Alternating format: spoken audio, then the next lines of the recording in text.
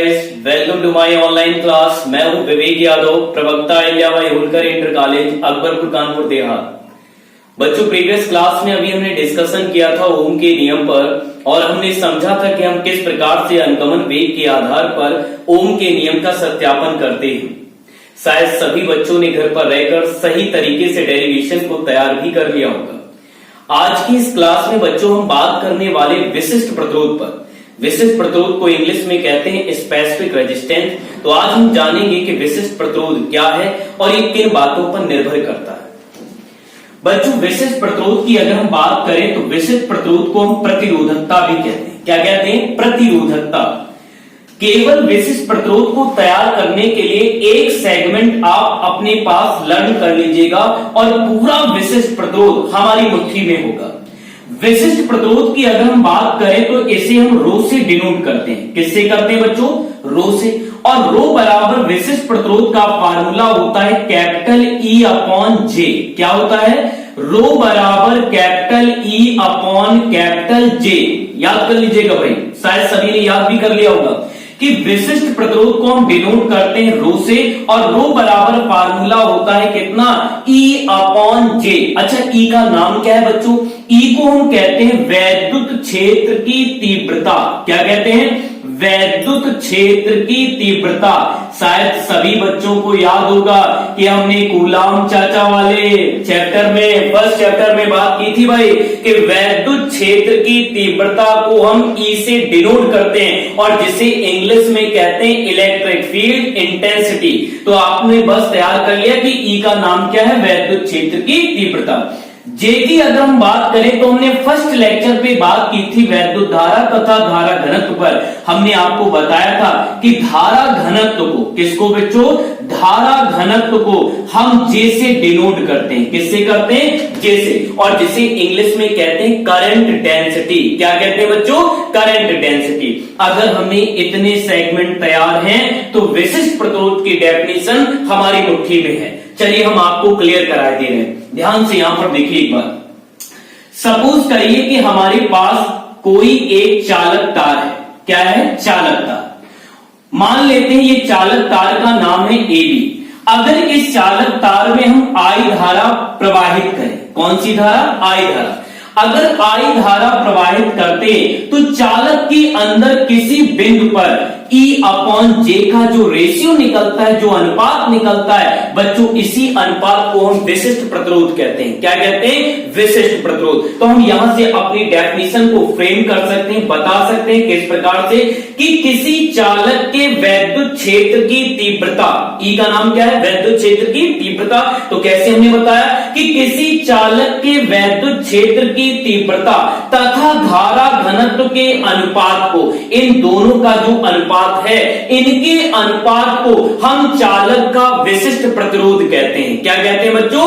विशिष्ट प्रतिरोध कहते हैं। एक बार मैं फिर से डेफिनेशन को क्लियर कर रहा हूं, ध्यान से आप हमारी बात को सुनिएगा। मैंने आपको क्या बताया कि किसी चालक के वैद्युत क्षेत्र की तीव्रता तथा धारा घनत्व के अनुपात को हम चालक की विशिष्ट प्रतिरोध कहते हैं। क्या कहते हैं? विशिष्ट प्रतिरोध। और इन्हें डिनोट किससे करते हैं? रो से। और रो बराबर क्या होता है? E अपॉन जे।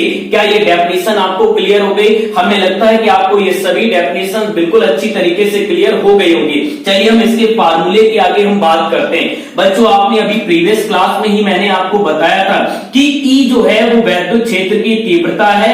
अगर हम किसी चालक तार में I धारा प्रवाहित करते हैं तो इनके सिरों के बीच में V विभवांतर उत्पन्न हो जाता है। मान लेते हैं इस चालक की जो लेंथ है वो आपके पास स्मॉल l है, तब हमारे पास वैद्युत क्षेत्र की तीव्रता E बराबर कितना निकलता था? V upon L। क्या ये बात सभी को भाई क्लियर है कि नहीं? आप सभी जानते थे, अभी हमने पिछली क्लास में ही बात की थी कि वैद्युत क्षेत्र की तीव्रता बराबर क्या होता है? V upon L। और अभी हमने फर्स्ट लेक्चर में बात कर चुके हैं क्या कि भाई धारा घनत्व की अगर हम बात करते हैं J बराबर, तो J बराबर होता है कितना? I upon A। कितना होता है बच्चों? I upon A। जिन बच्चों ने हमारे पास अभी पूरे लेक्चर नहीं देखे, अटेंड नहीं किए, आप डिस्क्रिप्शन बॉक्स पर जाइए, मैंने वहां पर लिंक शेयर कर दिया है, जिससे कि आप पहले के जो लेक्चर हैं उनको जरूर देख लें, जिससे आपको यहां पर कोई भी प्रॉब्लम क्रिएट ना हो। तो आपको दो फार्मूले और भी याद होंगे भाई, क्या मैंने बताया, E बराबर V अपॉन L और J बराबर कितना है, I अपॉन A। क्या ये दोनों के दोनों फार्मूले जो है हम इस बेसिक अपने पास जो हमारे पास फार्मूला निकला है इसमें रख सकते हैं कि नहीं रख सकते हैं? चलिए बच्चों रख लेते हैं भाई। रो बराबर ई की वैल्यू कितनी है बच्चों, V अपॉन L, कितना है V अपॉन L। फिर आप देख क्या रहे हो, J का हमारे पास कितना वैल्यू रखा है, I अपॉन A।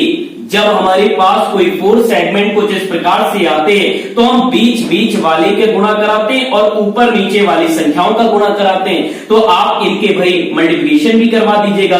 कैसे भाई कराएंगे, ए कहां गया, नीचे से कहां गया, ऊपर, तो कितना आ जाएगा V इंटू ए। अब नीचे भाई देखिए, आप इन दोनों के मल्टीप्लाई कराते हैं तो कितना आ जाएगा, I इंटू L। क्या यहां तक बात सभी को समझ में आ गई कि जब फोर सेगमेंट आएंगे बीच बीच वाले का गुणा ऊपर नीचे वाले का गुणा, तो आपके पास रो बराबर मिलता है कितना, V into A upon I into कितना N। ध्यान से देखो बच्चों, इस फार्मूले में आपने अभी पिछला जो अपना टॉपिक पढ़ा था ओम चाचा वाला, जो ओम का नियम, क्या पढ़ा था भाई, कि वहां पर एक आपने प्रतिरोध ज्ञात किया था और R बराबर एक फार्मूला क्रिएटेशन हुआ था कितना, V अपॉन I। क्या याद है भाई सभी को कि नहीं? हम लिख सकते हैं कि परंतु R बराबर कितना होता है, V अपॉन I। तो क्या हम यहां पर इतनी सी वैल्यू यहां पर पुट कर सकते हैं कि नहीं कर सकते हैं? इसलिए हमारे पास रो बराबर क्या आ जाएगा, R ब्रैकेट में A अपॉन L। कितना आया बच्चों भाई, रो बराबर R ब्रैकेट में कितना, A अपॉन L। क्या यहां तक बात सभी को समझ में आ गई? इसी फार्मूले पर 2020 के सेट पेपर, कानपुर देहात का जो सेट पेपर आया था उसमें 3 नंबर के लिए न्यूमेरिकल जो पूछा गया था वो इसी फार्मूले पर आधारित था। अभी हम आगे की क्लास पर बिल्कुल हम बात करने वाले। क्या सभी बच्चों को यहां तक क्लियर हो गया? अब हम बात करते हैं इसके मात्रक पर। किस पर बात कर रहे हैं, मात्रक पर। ध्यान से देखें भाई, जब भी हमें फार्मूला पता चल जाता है तो हम उसी फार्मूले से अपने मात्रक को क्या कर लेते हैं, निकाल देते हैं। यहां देखिए पहले रो बराबर फार्मूला क्या निकल कर आया बच्चों, R ब्रैकेट में कितना है, A अपॉन L। अच्छा R का क्या भाई हमारे पास मात्रक था, सबको याद है भाई, कौन, ओम। याद है भाई ओम नमः शिवाय वाला, हाँ भाई R, अभी हमने ओम का नियम पढ़ा था भाई। तो आपने पता किया कि प्रतिरोध का मात्रक क्या होता है, ओम। हमने झट से ओम को यहां पर लिख दिया भाई। अब इसके बाद देखिए हमारे पास है क्या, ए को हम क्या कहते हैं, क्षेत्रफल, एरिया। मतलब इसका हमारे पास मात्रक क्या होता है बच्चों, मीटर स्क्वायर। क्या होता है, मीटर स्क्वायर। नीचे आप देखें कि आपके पास क्या लिखा है, एल का मतलब क्या है, लेंथ हमारे पास लंबाई, लंबाई का मात्रक क्या होता है, मीटर। 1 मीटर से मीटर क्या हो गए, कैंसिल। तो आप बताओ आपके पास मात्रक कितना आया, ओम मीटर। कितना आया भाई मात्रक, ओम मीटर। याद रखिएगा भाई, अगर आपसे कोई पूछता है कि विशिष्ट प्रतिरोध का मात्रक क्या है, आप तुरंत बता सकते हो क्या, कि इनका मात्रक होता है ओम मीटर। क्या होता है, ओम मीटर। अब हम इनके विमा की भी बात कर लें, किसकी, जो विशिष्ट प्रतिरोध की है, क्योंकि बहुत सारी कॉम्पिटिटिव एग्जाम में हमारे पास विमाएं, मात्रक पूछी जाती है। एक नंबर के बहुविकल्प ऑब्जेक्टिव टाइप के जो क्वेश्चन आते हैं उनमें पूछा जाता है, तो जिस वजह से हमें कोई प्रॉब्लम क्रिएट ना हो। अब ध्यान से देखो भाई, हमारे पास मात्रक निकला है ओम मीटर। ओम किसका मात्रक होता है, प्रतिरोध का। अभी हमने पिछली क्लास में ही आपको प्रतिरोध की विमा बताई थी, शायद सभी को याद भी होगी भाई। कितनी थी हमारे पास विमा, ml स्क्वायर t की पावर -3 a की पावर -2। अब ध्यान से देखो आगे कौन है, मीटर। मीटर किसका मात्रक होता है, लंबाई का। और लंबाई के लिए मूल राशि में विमा के लिए हम किससे डिनोट करते हैं, एल से। तो हमने इनका एल लिख दिया भाई। अब यहां से देख लो कि आप इनका जब गुणा कराएंगे तो एल की पावर कितनी है, 1, और यहां पर एल की पावर कितनी है, 2। जब ये आपस में गुणा करेंगे तो गुणा करने पर घातें क्या हो जाती है, जुड़ जाती है, एडिशन हो जाता है उनका। तो इस वजह से आपके पास कितना आ जाएगा, ml की पावर 3 t की पावर -3 a की पावर -2। तो इनकी विमा कितनी आ गई, ml³ t की पावर -3 a की पावर -2। क्या बताओ, यहां तक सभी को बातें ये सारी क्लियर हो गई। आप जल्दी से इसका एक स्क्रीनशॉट ले लीजिएगा।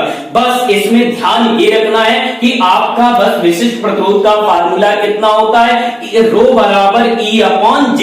यहीं से आप इनकी डेफिनेशन को क्रिएट कर सकते हैं। शायद ये सभी को दो फार्मूले अच्छी तरीके से क्लियर होंगे। कौन कौन से, E बराबर कितना V/L तथा J बराबर कितना है I/A। आप बस इन फार्मूले में जाकर ये फार्मूले रख देते हैं तो रो बराबर आपको मिल जाता है कितना, रो बराबर मिलता है R ब्रैकेट में कितना A/L। और यहीं से हम इनके मात्रक और विमा को क्या कर लेते हैं, ज्ञात कर लेते हैं। जल्दी से आप एक इनका स्क्रीनशॉट ले लीजिए।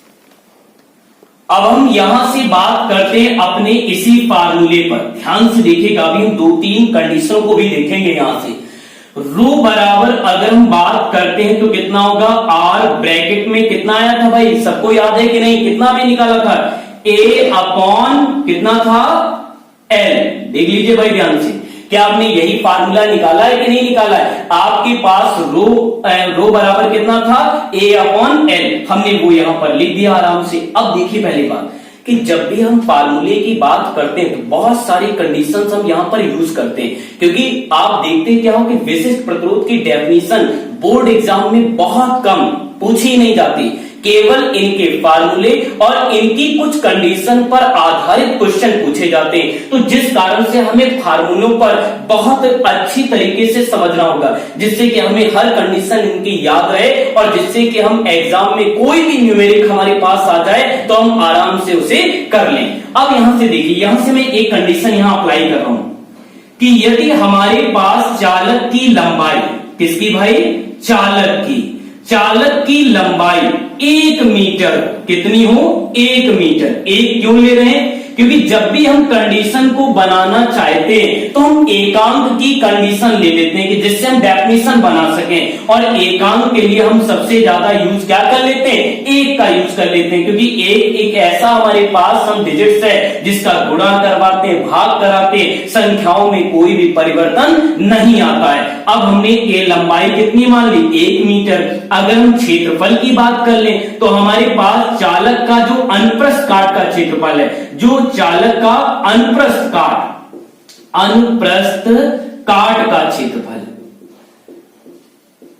इनका भी क्षेत्रफल हम बच्चों मान रहे हैं कितना, 1 मीटर स्क्वायर। कितना मान रहे हैं, 1 मीटर स्क्वायर। अगर इनका क्षेत्रफल 1 मीटर स्क्वायर है तब रो की वैल्यू कितनी आएगी भाई, ध्यान से देखिए। रो बराबर R, A का मान कितना है 1, L का मान कितना है 1 से 1 डिवाइड करेंगे कितना आएगा 1 से मल्टीप्लिकेशन करेंगे कितना आएगा, वही डिजिट जो डिजिट वहां पर रखी है। तो हमारे पास रो बराबर कितना आ जाएगा, R। कितना आ गया, रो बराबर R। हम यहां से भी अपनी डेफिनेशन को फ्रेम कर सकते हैं, बता सकते हैं। कैसे बताने वाले, ध्यान से सुनिएगा आप। कैसे बताएंगे भाई, कि किसी चालक का विशिष्ट प्रतिरोध, रो को हम क्या कहते हैं, विशिष्ट प्रतिरोध। तो हमने क्या बताया कि किसी चालक का विशिष्ट प्रतिरोध उसके प्रतिरोध के बराबर होता है। किसके बराबर होता है, प्रतिरोध के बराबर होता है। परंतु चालक की लंबाई 1 मीटर और चालक के अनुप्रस्थ काट का क्षेत्रफल कितना है, 1 मीटर स्क्वायर हो। कितना हो, 1 मीटर स्क्वायर। अगर आपके पास इस प्रकार से कोई आपका क्वेश्चन आता है, तुरंत आप यहां से डिफाइन कर सकते हैं कि भाई रो बराबर कितना निकाला, R। तो यहां से आप कैसे बताने वाले कि किसी चालक का विशिष्ट प्रतिरोध उसके प्रतिरोध के कैसे होता है, बराबर होता है, परंतु उस चालक की लंबाई 1 मीटर और चालक का अनुप्रस्थ काट का क्षेत्रफल कितना हो, 1 मीटर स्क्वायर हो। क्या यहां तक बातें सभी को क्लियर है, किसी को दिक्कत तो नहीं। अब ध्यान से एक बात यहां देखिए, बहुत सारे कॉम्पिटिटिव एग्जाम के लिए भी हम बात कर रहे हैं, तो जिस वजह से आपको यहां पर थोड़ी सी बातें अपनी याद रखनी होंगी। अभी हमने रो बराबर एक फार्मूला निकाला है, कितना, R ब्रैकेट में कितना है, A/L। आप याद करो, ओम का नियम अभी हमने पढ़ा था और जिसमें एक कांस्टेंट हमने निकाला था कितना, R बराबर, शायद आपको याद आ गया हो। R बराबर हमने कितना निकाला था, ml अपॉन, कितना था भाई, ml upon ANE square tau. याद आया आपको? आपने ओम के नियम में जब पढ़ा था तब हमने एक कांस्टेंट निकाला था और जिसे हमने R के बराबर कहा था, इस वजह से R बराबर वैल्यू क्या निकली थी, ml upon ANE square upon two tau. अब क्या ये मान जाकर हम यहां पर रख सकते हैं कि नहीं रख सकते हैं? यहां से हम कुछ कंडीशनों को ज्ञात करना चाहते हैं, इस वजह से मैं आपको ये सिनेरियो करके दिखा रहा हूं।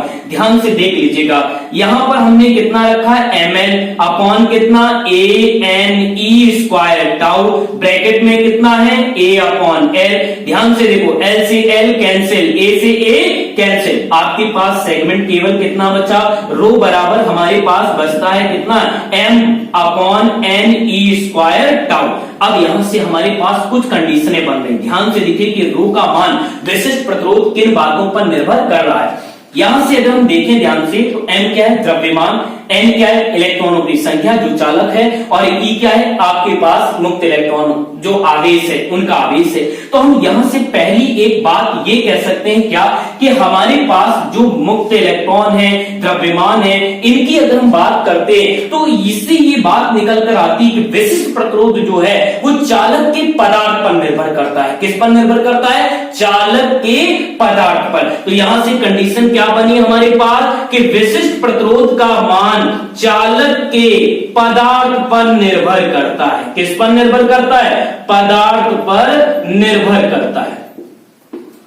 याद कर लीजिए, बहुत सारे कॉम्पिटिटिव एग्जाम में क्वेश्चन आता है कि विशिष्ट प्रतिरोध का मान किन बातों पर निर्भर करता है। तो याद रखिएगा, किस पर निर्भर करता है, चालक के पदार्थ पर निर्भर करता है। लेकिन अभी टाउ रह गया है, और टाउ को शायद आपको याद हो कि टाउ को हम क्या कहते थे, रिलैक्सेशन टाइम, मतलब शांति काल। तो हम देख क्या रहे कि ये 1 अपॉन टाउ लिखा है। अगर ये सभी कांस्टेंट होते हैं तो आपके पास रो इनवर्सली प्रोपोर्शनल क्या निकलता है, टाउ निकलता है। लेकिन आप सभी पढ़ चुके थे कि टाउ का मान 1 अपॉन टी के कैसा होता है, बराबर होता है। तो आपने रिलैक्सेशन टाइम में पढ़ा था कि टाउ इक्वल क्या होता है, 1 अपॉन टी। तो आपने 1 अपॉन टी रख दिया। अब टी कहां चला जाएगा, ऊपर चला जाएगा, क्योंकि नीचे वाली संख्या है। तो जैसे ये ऊपर गया तो आपके पास बेटा रो बराबर कितना आ गया, कि रो प्रोपोर्शनल किसके, टी के। तो इससे यहां से एक कंडीशन और निकलती है क्या, कि विशिष्ट प्रतिरोध का मान जो है वो चालक के ताप पर भी क्या करता है, निर्भर करता है। किस पर निर्भर करता है, चालक के ताप पर। अगर चालक के ताप की हम बात करें तो ये दोनों के दोनों प्रोपोर्शनल हैं, इनका मतलब समानुपाती है। अगर हमारे पास चालक का ताप बढ़ेगा तो विशिष्ट प्रतिरोध का भी ताप क्या हो जाएगा, मान बढ़ जाएगा। अगर चालक का ताप घटेगा तो विशिष्ट प्रतिरोध का मान कैसा हो जाएगा, घट जाएगा। तो हमारी पास दूसरी कंडीशन निकल कर आई कि ये विशिष्ट प्रतिरोध का जो मान है वो चालक के ताप पर भी क्या करता है, निर्भर करता है। किस पर निर्भर करता है, चालक के ताप पर। तो दो बातें कौन कौन सी मैंने आपको बता दी, आपको केवल ये दो बातें याद रखनी है। ये तो अभी हमने प्रोसेस केवल आपको दिखाने के लिए बताया था। तो आपको याद रखना है क्या, कि विशिष्ट प्रतिरोध का मान केवल दो बातों पर निर्भर करता है, एक चालक के पदार्थ पर और दूसरा चालक के ताप पर। अब एक और बात, बहुत सारे कॉम्पिटिटिव एग्जाम में ये भी क्वेश्चन आए हैं कि भाई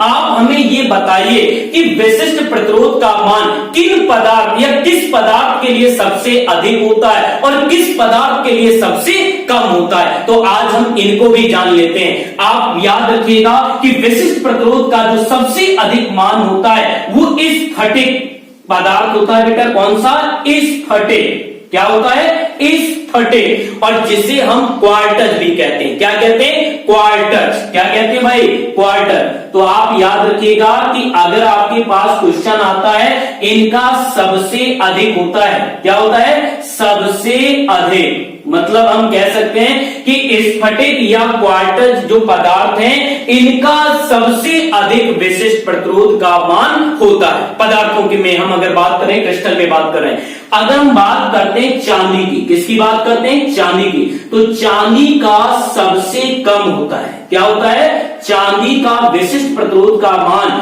सबसे कम होता है। ये दो बातें आप याद रखिएगा, क्योंकि सबसे अधिक के लिए भी बहुत सारे कॉम्पिटिटिव एग्जाम में पूछा गया है और सबसे कम के लिए भी बहुत बार पूछा गया है। तो आप याद कर लीजिएगा कि विशिष्ट प्रतिरोध का मान जो है स्फटिक या क्वार्ट्ज के लिए सबसे अधिक होता है और चांदी के लिए सबसे कम होता है। तो आप जल्दी से ये बातें जो है नोट कर लीजिएगा, एक इनका स्क्रीनशॉट ले लीजिए जिससे हम आगे बात करें। जल्दी से आप इसका स्क्रीन।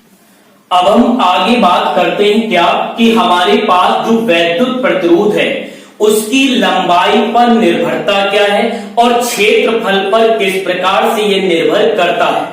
ठीक, क्योंकि बहुत सारे कॉम्पिटिटिव एग्जाम में या बोर्ड एग्जाम में जब भी न्यूमेरिकल आते हैं तो इसी फार्मूले पर आधारित होकर आते हैं, जिनमें या तो विशिष्ट प्रतिरोध को या हमारे पास प्रतिरोध R के मान की वैल्यू पूछी जाती है। अभी हमने एक रिलेशनशिप निकाला है विशिष्ट प्रतिरोध का, क्या कि रो बराबर होता है R ब्रैकेट में A/L। अगर हम यहां से प्रतिरोध का फार्मूला निकालें तो R की वैल्यू निकालने पर क्या मिलेगा हमें, ये यहां पर डिवाइड में है तो उस साइड में किस में जाएंगे, मल्टीप्लाई में, और ये यहां पर मल्टीप्लिकेशन में तो किस में जाएंगे, डिवाइड में। तो R इक्वल वैल्यू क्या मिल रही है आपको, रो ब्रैकेट में L/A।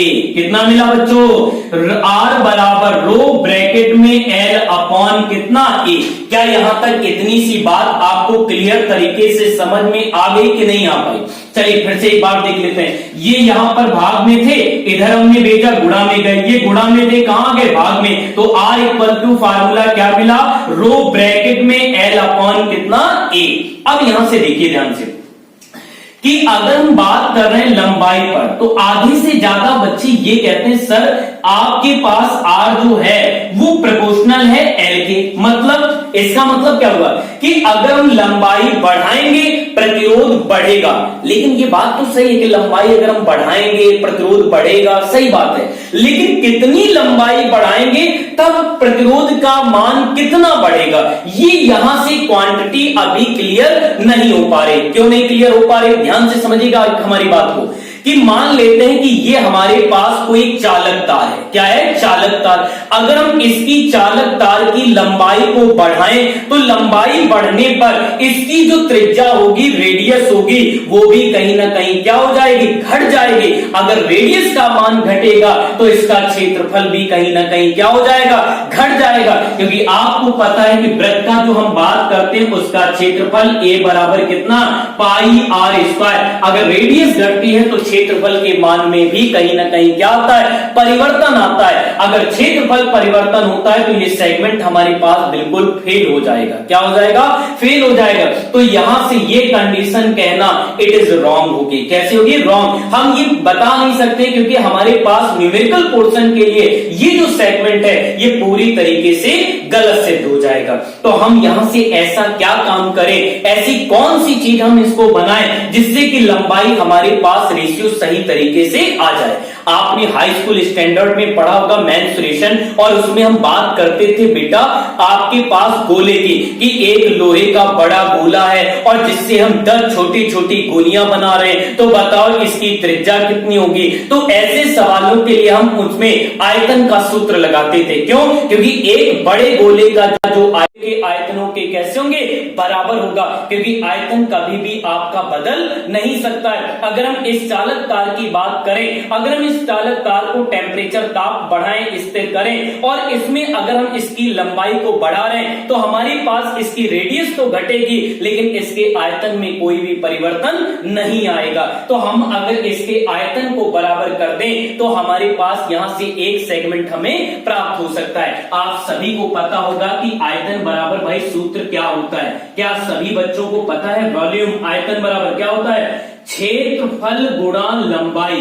क्या होता है, क्षेत्रफल गुणा लंबाई। अगर आपके पास आयतन आता है वॉल्यूम मतलब V, तो आप जानते हैं V बराबर कितना होता है, A × L। अब यहां से अगर हम आयतन बनाते हैं, क्या बनाते हैं, आयतन, तो ध्यान से देखो नीचे तो a है, अगर इसमें l का मल्टीप्लाई हो जाए तो हमारी बात बन सकती है। अगर हमें अपनी तरफ से किसी का गुणा करना होता है तो हम अंश और हर दोनों पदों में क्या करते हैं, उस संख्या से गुणा कराते हैं। तो हम क्या l का गुणा ऊपर और l का गुणा नीचे कर सकते हैं कि नहीं कर सकते हैं? चलिए कर दे रहे हैं। तो हमने r बराबर भाई लिखा, तो r बराबर कितना आया, रो आपके पास और कितना l तो आपके पास सेम लिखा ही था l अपॉन ए। नीचे हमने क्या कराया, ऊपर भी l का गुणा और नीचे भी कितने, l का गुणा। अब ध्यान से देखिए r बराबर वैल्यू क्या मिली, रो, यहां से l का गुणा हुआ, कितना आ गया, l स्क्वायर। फिर नीचे देखिए कितना बना, al का मान आप जानते हैं भाई,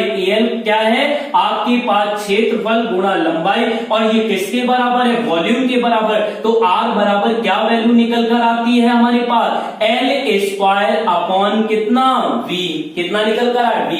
अगर हम लंबाई की बात करें, लंबाई में परिवर्तन के लिए बात करें, तो हमारे पास ये दोनों के दोनों क्या है, कांस्टेंट, क्योंकि अभी हमने बात किया है क्या, कि रो का मान, विशिष्ट प्रतिरोध का मान केवल दो बातों पर निर्भर करता है, एक हमारे पास चालक के पदार्थ पर और एक हमारे पास चालक के ताप पर। इस वजह से लंबाई में परिवर्तन करने पर उसका विशिष्ट प्रतिरोध में कभी भी कमी या उसमें बढ़ोतरी नहीं होगी, कोई भी परिवर्तन नहीं होगा। तो लंबाई में परिवर्तन करने के लिए हमारे पास क्या होगा, कि लंबाई में परिवर्तन करने पर क्या होगा, रो क्या हो जाएगा, कांस्टेंट, क्या हो जाएगा, कांस्टेंट, और v वॉल्यूम भी क्या हो जाएगा, कांस्टेंट। क्यों, क्योंकि आपका आयतन भी नहीं बदलेगा। अगर आयतन नहीं बदलता है तो बच्चों हमारे पास क्या सेगमेंट मिलता है, कि r proportional to l square, क्या मिलता है, r proportional to l square. इसका मतलब क्या आप समझ रहे हैं क्या, ध्यान से एक बार हमारी बात को सुनिएगा, क्योंकि बहुत सारे एयरफोर्स या एनडीए के बहुत सारे एग्जाम में जब फिजिक्स के हम पेपर को हल कर रहे होते हैं तो इन्हीं फार्मूलों पर आपके कुछ क्वेश्चन वहां पर पूछे जाते हैं। आज मैं आपको एक ऐसी ट्रिक बताने वाला हूं जिससे आप अगर ऐसे सवाल आते हैं तो 5 सेकंड भी नहीं लगेंगे, सवाल आपके पास, हल उसका आपके पास होगा। तो इस कारण से ध्यान से आप हमारी बात को यहां पर देखिएगा। आप देख क्या रहे हैं कि अगर हमारे पास मान लेते हैं, क्वेश्चन कुछ इस प्रकार से दिए जाते हैं कि यदि किसी चालक की लंबाई 2 गुनी बढ़ा दी जाए, कितनी बढ़ा दी जाए, 2 गुनी। अगर हम चालक की लंबाई को 2 गुना बढ़ाते हैं तो आप ध्यान से देखिए प्रतिरोध कितना बढ़ेगा भाई, ध्यान से देखिए भाई, ये मैं एग्जांपल के लिए बता रहा हूं। आपके पास r प्रोपोर्शनल टू कितना है, l स्क्वायर, मतलब r का मान l स्क्वायर पर निर्भर करता है, तो l का मान कितना बढ़ रहा है, 2 गुना। तो अब r का मान ये स्क्वायर के बराबर है, तो 2 का स्क्वायर करा दिए, 2 दूनी 4, मतलब r का मान 4 गुना बढ़ेगा। कितना बढ़ेगा, 4 गुना। चलिए जिन्हें नहीं आया एक बार और देख लेते हैं। सपोज करिए, मान लेते हैं किसी चालक का अगर हम बात करें और उसकी लंबाई 3 गुनी बढ़ा दी जाए, कितने गुना कर दिया जाए, 3 गुना। तो अब बताओ हमारे पास r का मान कितना बढ़ेगा, सिंपल सी बात है, r का मान l स्क्वायर के कैसे है, बराबर। इस कारण से हम क्या कर रहे हैं, 3 का स्क्वायर कर दे रहे हैं। तो आप बताओ r का मान कितना हो जाएगा, 9 गुना। कितना बढ़ जाएगा, 9 गुना। अभी हम आपको सवाल भी एक बिल्कुल लिखकर बिल्कुल क्लियर भी कराएंगे, पहले आप इनको थोड़ा सा एग्जाम्पल टाइप में मैं आपको समझा रहा था। अब यहां से एक फार्मूला और देख लेते हैं, फिर आगे बढ़ते हैं। सपोज करिएगा कि यदि हमारे पास, मान लेते हैं कि हमारे पास कोई पहला चालक तार है, तो उसका नाम हमने R1 दे दिया, तो उसकी लंबाई बढ़ने पर क्या होगी, L1 स्क्वायर, और इसको इक्वेशन हमने कितना कह दिया, फर्स्ट। अब इसी प्रकार से मान लेते हैं कोई दूसरा चालक तार है, तो इसकी लंबाई कितनी होगी, R2, और यहां पर कितना होगा, L2 स्क्वायर। अब यहां पर हम देख क्या रहे हैं कि अगर हमारे पास इक्वेशन फर्स्ट में हम 2 से क्या कर दें, डिवाइड कर दें, तो हमें कोई एक रेशियो मिलता है, एक फार्मूला मिलता है, क्या, R1 अपॉन R2 बराबर कितना होता है, L1 स्क्वायर अपॉन कितना, L2 स्क्वायर। ये भी बेटा हमारे पास एक फार्मूला है, और इस फार्मूले से भी हम बहुत सारे सवाल सवालों को क्या करते हैं, हल करते हैं। तो ध्यान से, क्या इतनी बातें आपको समझ में आ गई भाई? आपको ये सारी बातें बिल्कुल क्लियर होंगी। ये जो मैंने आपको सेगमेंट बताया, कभी भी ये बोर्ड एग्जाम में नहीं पूछा जाता है, लेकिन आपको ये बातें बिल्कुल क्लियर होनी चाहिए, सेगमेंट क्लियर होना चाहिए कि कौन से आपके कॉन्स्टेंट होते हैं और किन बातों पर ये निर्भर करता है। इस वजह से आपके पास यहां पर एक सेगमेंट आ गया। अच्छा, एक और चीज, अब इनके हम शॉर्टकट न्यूमेरिकल लगाने के लिए मैं आपको एक ट्रिक बता रहा हूं, पहले हम उसे नोट करते हैं, फिर एक न्यूमेरिकल को भी देखते हैं। ध्यान से देखिए भाई, सबसे पहले आप देख क्या रहे हैं कि हमने एक छोटी सी ट्रिक यहां से क्या निकाली है कि R प्रोपोर्शनल टू, कितना लिखा है बेटा, R proportional to L square, कितना लिखा है, R proportional to L square. तो यहां से मैं एक सेगमेंट बना रहा हूं, ध्यान से देखिए कि जब किसी चालक तार की, जब किसी चालक तार की लंबाई n गुनी बढ़ा दी जाए, तब उसका प्रतिरोध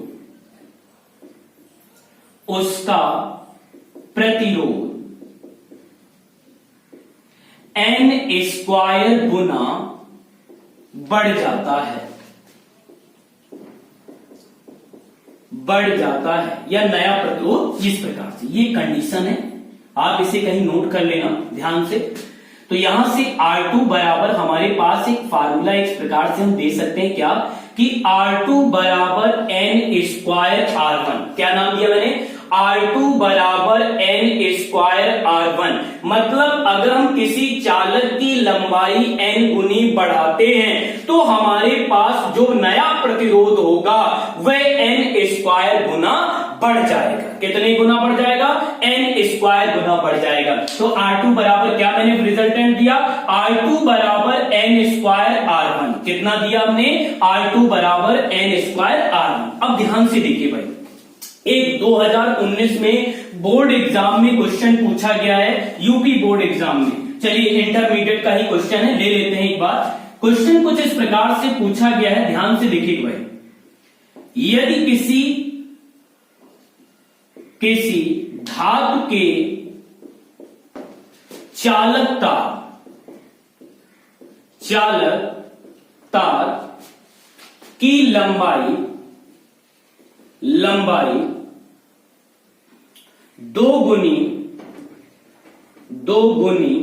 बढ़ा दी जाए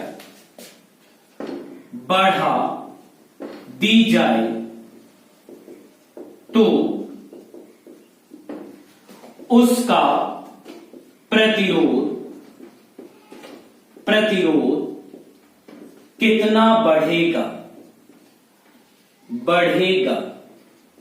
ध्यान से देखिए भाई, अभी हमने रिसेंटली आपको एक कंडीशन बताई कि जब किसी चालक तार की लंबाई n गुनी बढ़ा दी जाती है तब उसका प्रतिरोध n स्क्वायर गुना बढ़ जाता है। मतलब सिंपल सी बात, अगर ये क्वेश्चन हमारे किसी कॉम्पिटिटिव एग्जाम में होता तो बस हमें कुछ नहीं देखना था, हमें ये देखना था कितने गुना बढ़ रहा है, कितने गुना बढ़ रहा है, 2 गुना। अब कितने गुना बढ़ जाता है, n स्क्वायर गुना। तो हम तो जानते हैं भाई कि 2 का स्क्वायर भाई कितना होता है, सिंपल तरीके से कितना है 4, और इससे हमें नहीं लगता है कि 2 का स्क्वायर करने में आपको 5 सेकंड से भी ज्यादा समय लगेगा भी। तो आप तुरंत आंसर बता सकते हैं कितने गुना, 4 गुना। अगर ये बोर्ड एग्जाम क्वेश्चन में आ जाता है तो आप इस फार्मूले का उपयोग कर लेते हैं। कैसे भाई, कि R2 बराबर कितना हो जाएगा, n स्क्वायर कितना R1, आप जानते हैं भाई कितना, R2 बराबर, यहां से ध्यान से देखिए कितने गुना बढ़ रहा है, 2 गुना। तो यहां पर 2 आपने लिखा R1, तो नया प्रतिरोध जो होगा वो कितना होगा,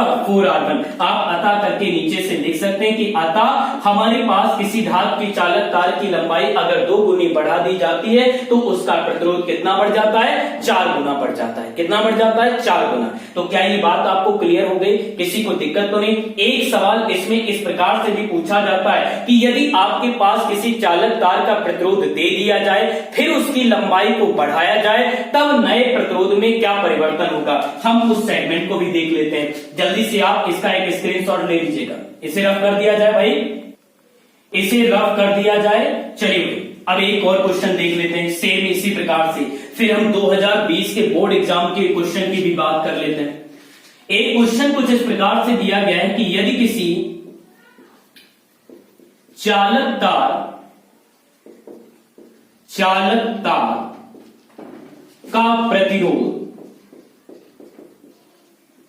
8 ओम है, कितना है? 8 ओम है,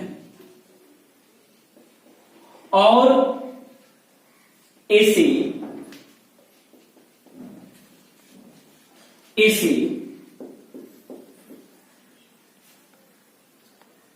2 या 3 कर लीजिएगा, 3 गुनी लंबाई तक खींचा जाता है तब नया प्रतिरोध कितना होगा?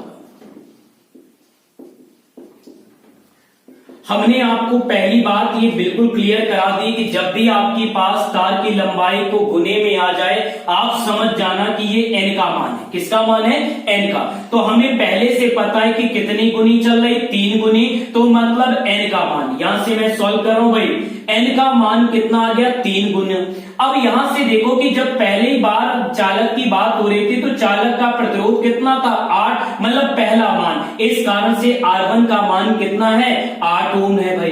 अब कह रहा है कि दूसरा बताओ, लास्ट वाला जो नया आ रहा है, मतलब किसका मान? R2 का मान। फार्मूला फिर से वही सेम, कौन सा भाई? R2 बराबर n स्क्वायर, कितना है? R1। भाई साहब ये तो हमें सभी को याद है, शायद सभी ने बिल्कुल याद भी कर लिया होगा।